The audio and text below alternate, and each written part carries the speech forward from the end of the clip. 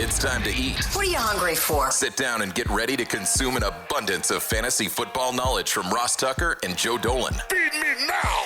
I'm starving. On the Fantasy Feast Eatin' podcast.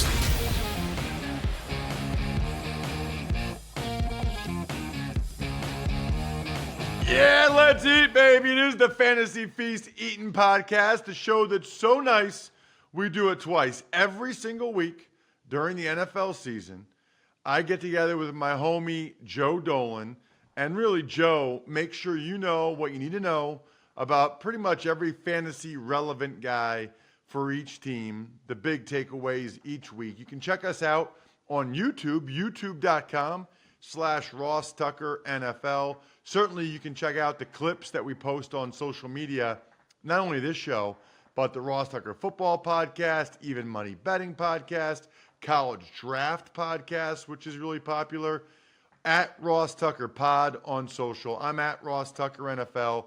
Joe is the fantasy gangster at FG_Dolan, and the master of all he oversees over at fantasypoints.com, where I highly encourage you to use that code 23FEAST to get their incredible discounts. Joe, we did 7 games in yesterday's episode. Now we got 6 more today, and we'll start with some of the more juicy matchups. I am legit excited about the Broncos at the Texans. Yeah, so the Denver Broncos, first and foremost, there has got to be one piece of Sean Payton's coaching that's gone maybe a little bit underappreciated that I think both his team appreciates and I think people around the league will appreciate, because I can tell you many in the media, many in the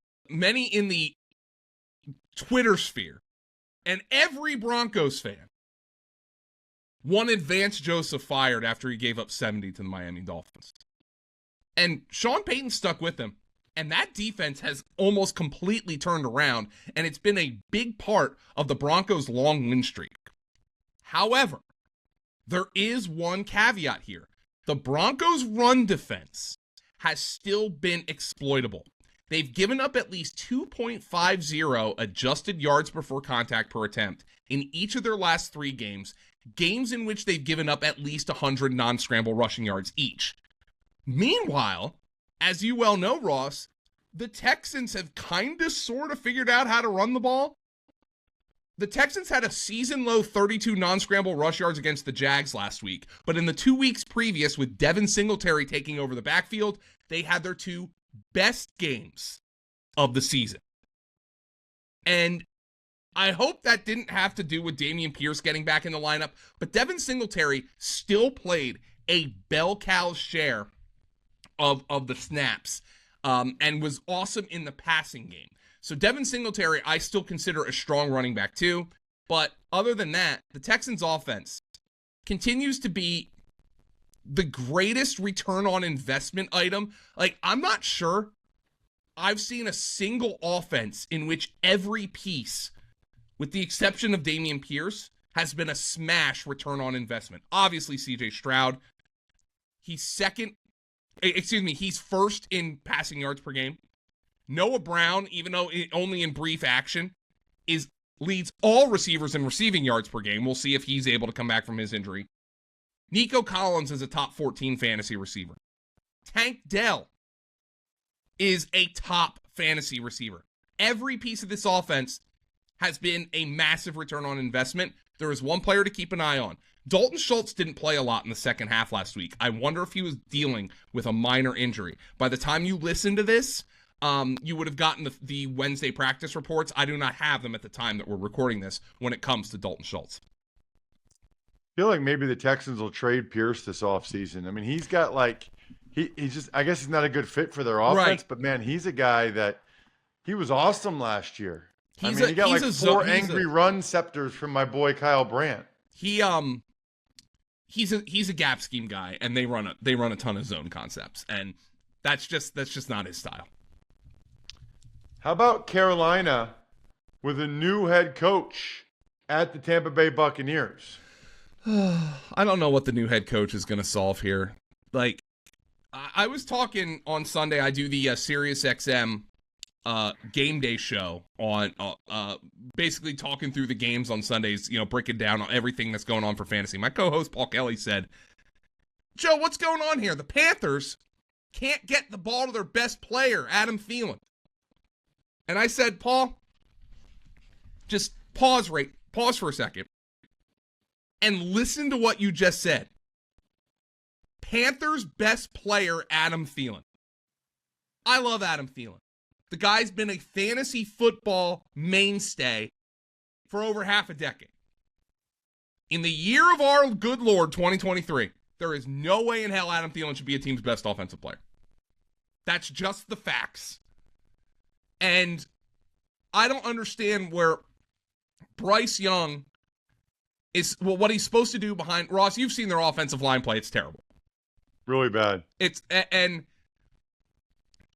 I liked Bryce Young a lot, but I think even the biggest Bryce Young fans would admit a quarterback who's 5'10", 190 pounds is not going to function well behind a bad offensive line. They cannot run the ball. They cannot throw the ball. I don't know what firing Frank Reich is going to do to that.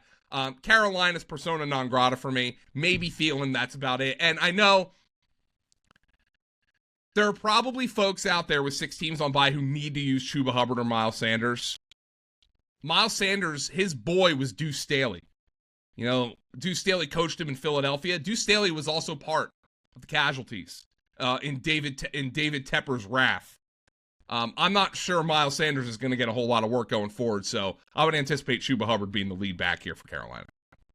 What about for the Bucs, Joe?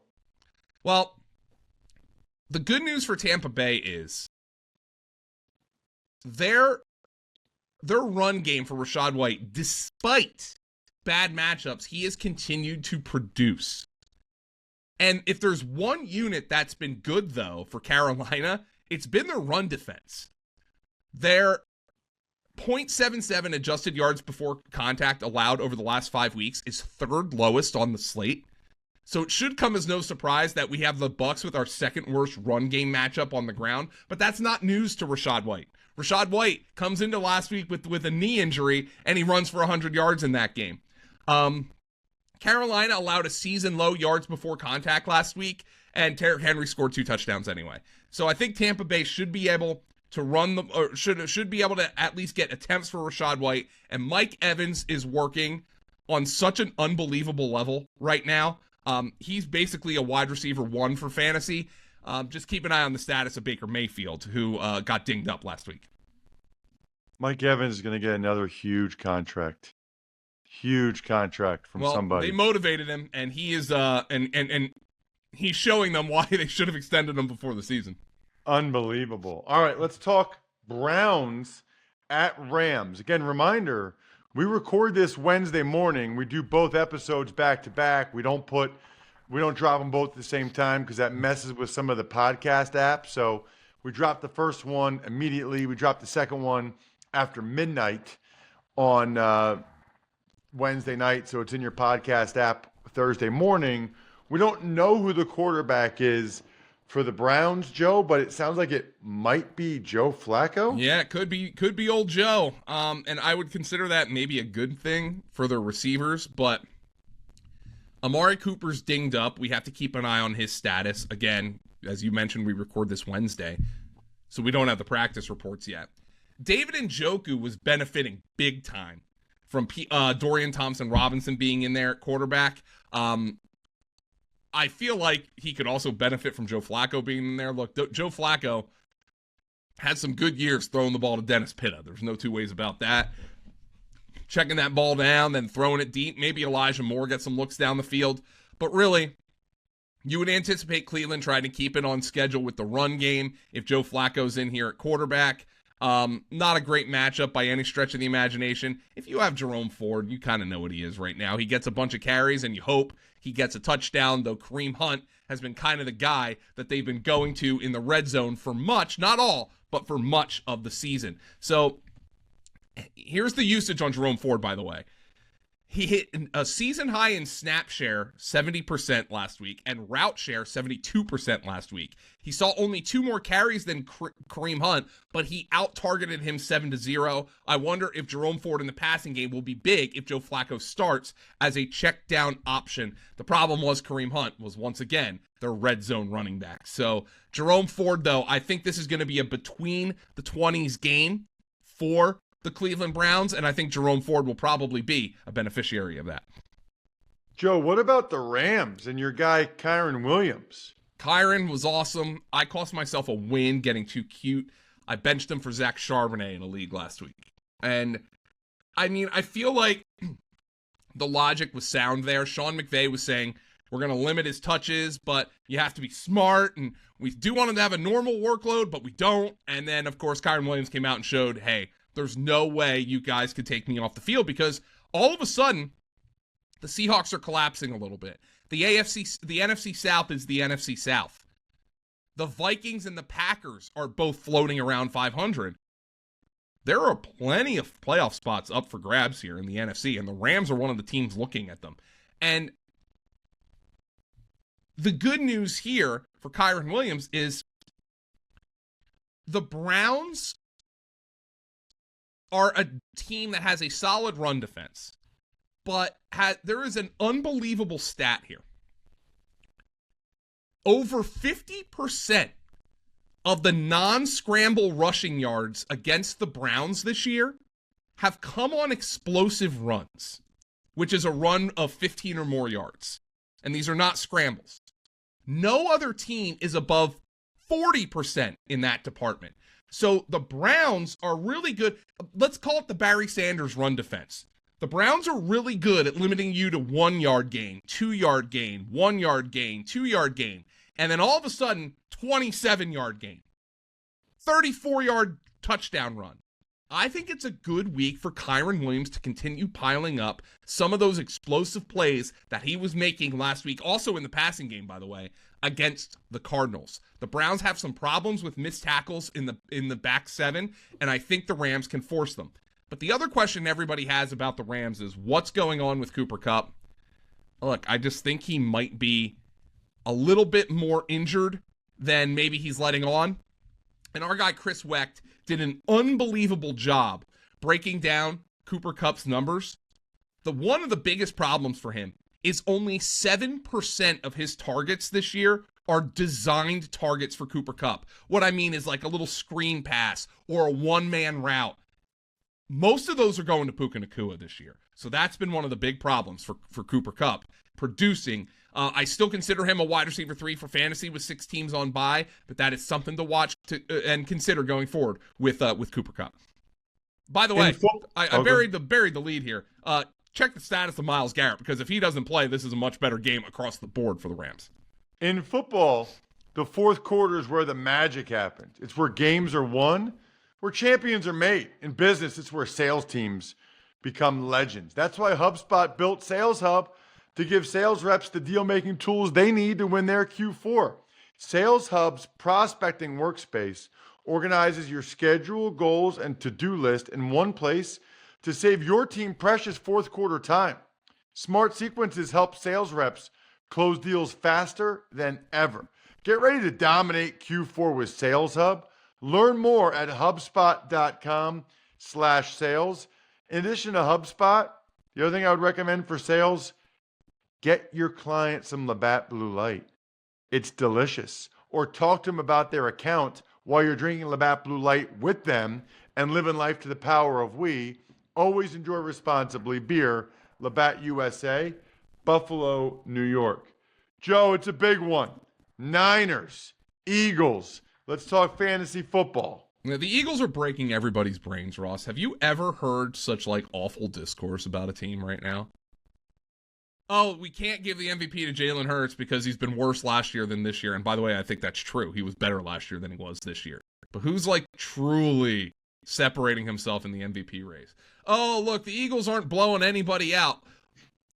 4 weeks ago, everybody's talking about, oh, the Eagles, they've got this awful stretch of games coming up. They better prepare themselves, and they've won them all. Yeah, they've had a couple bounces go their way. I don't think anybody's going to argue that. But last year, their schedule's too easy. This year, they're not blowing anybody out. Yeah, they're playing. There's power rankings out there that have 4 teams the Eagles have beaten in front of them. I mean, it's getting kind of ridiculous. Nonetheless, this is probably their biggest challenge of the year. The Eagles are 10-1 and a home underdog. And if you look at simply the numbers and you look at the manner in which the 49ers do beat teams, yeah, it makes sense. The 49ers blow teams out. The 49ers massacred the Cowboys, who are certainly one of the top 5 or 6 teams in the NFL. Then last year in the NFC Championship game, the Niners never had a chance because Brock Purdy got knocked out of the game.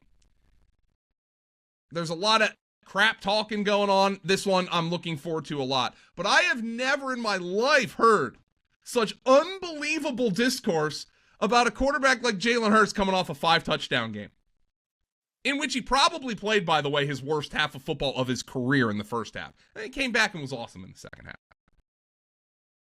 We've gotten to a point in discourse of everything where you can't give a guy credit for that. You have to look at the fact that there was a bad fumble, which, by the way, the fumble, my boy Kenny Gainwell was on the field for that fumble. That was on Jalen Hurts.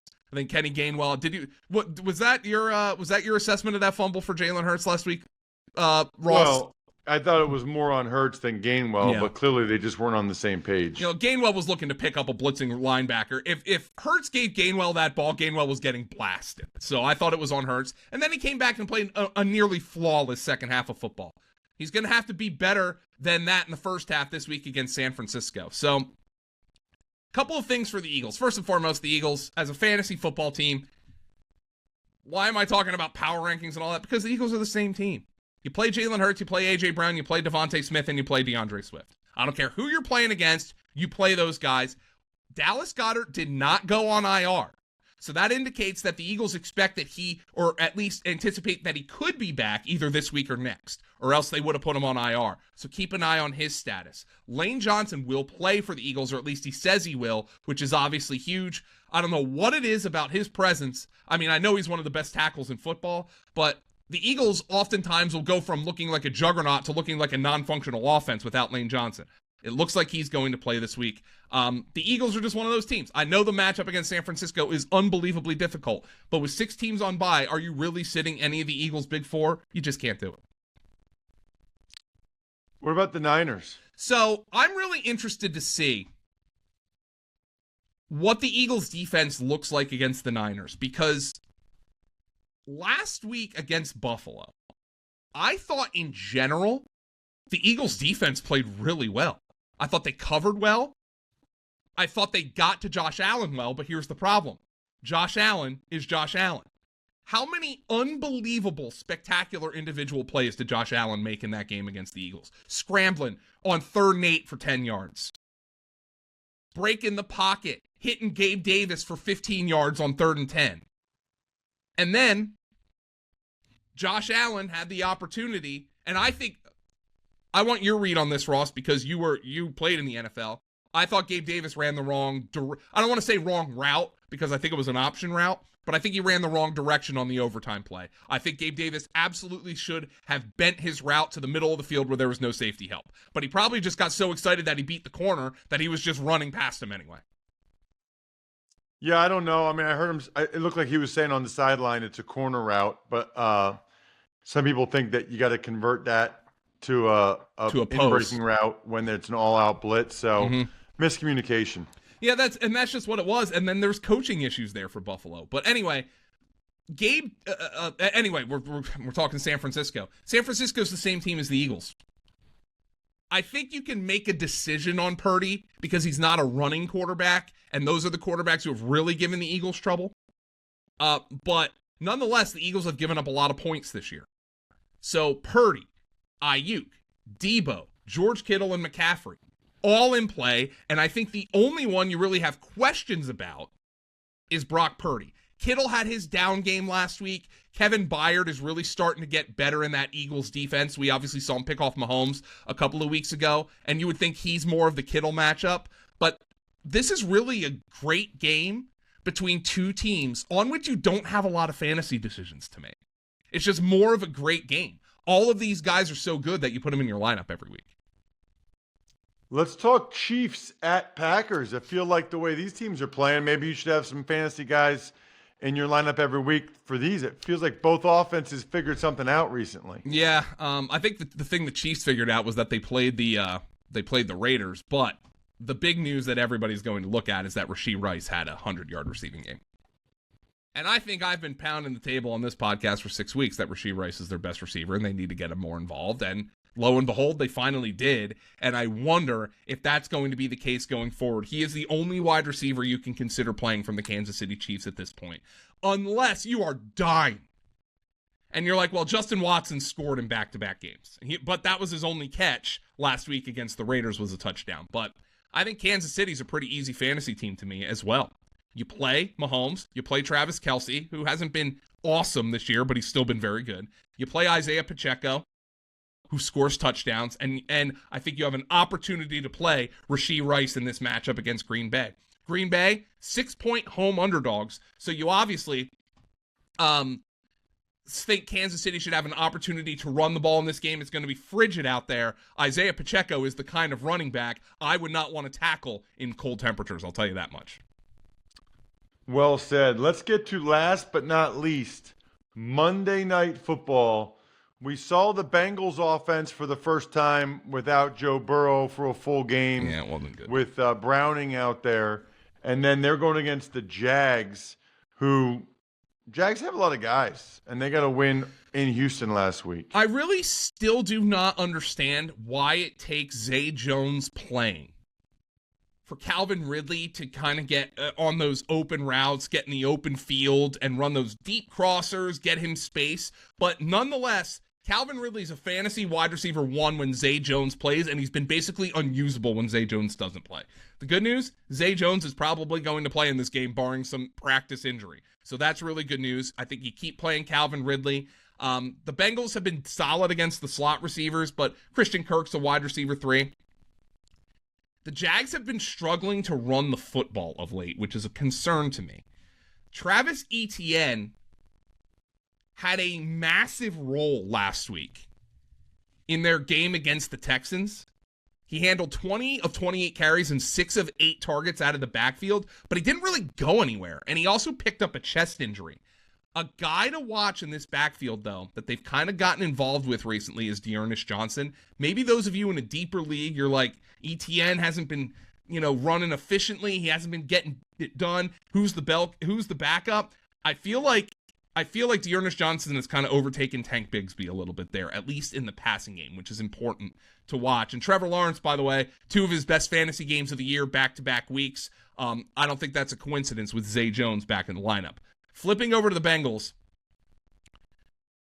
the Jags just held the Texans to their fewest non-scramble rush yards of the year, and they have allowed just one team, the Falcons in week 4, to top 100 such rush yards. And that includes matchups against Christian McCaffrey. It includes matchups against Derrick Henry. It includes matchups against Jonathan Taylor.